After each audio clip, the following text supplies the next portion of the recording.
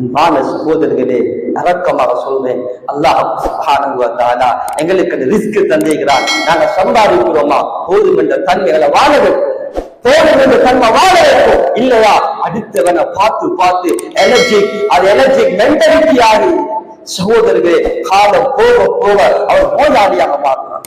ஸல்லல்லாஹு அலைஹி வஸல்லம் சொன்னாங்க, கொஞ்சம் கிடைக்குதா அழகான துஆ வச்சு தந்தா, அல்லாஹும்ம கன்னிஅனா பிமா ரஸக்தனா, அல்லாஹும்ம கன்னிஅனா பிமா ரஸக்தனா. மாதம் கடைசியில 30,000 சம்பளம் எடுக்கிறோம், 50,000 சம்பளம் எடுக்கிறோம். கல்யாண வீட்டு பல பார்சல் தந்திக்கிறாங்க, பள்ளியால ஒரு பார்சல் தந்திக்கிறாங்க, ஒரு சொந்தக்கார ஒரு பார்சல் தந்திக்கிறாங்க. கண்ணியமா போதும், அல்ஹம்துலில்லாஹ். குறை சொல்றது இல்ல. 250 என்ன செய்யறது? 250 என்ன செய்யலாம்? அல்லாஹ் முடிவு செய்வான், நாங்க முடிவு செய்ய வேண்டியது இல்ல. அல்லாஹ்வின் நல்லடியார்களே, அதனால அந்த ஈச்ச பழமோ அந்த பார்சலோ மாதம் கடைசியில காசோ கிடைச்ச ஓத வேண்டிய துஆவை படிச்சு தந்தார்கள். அல்லாஹும்ம கன்னிஅனா பிமா ரஸக்தனா, யா அல்லாஹ் போதும் என்ற தன்மை நசீபாக்கியா.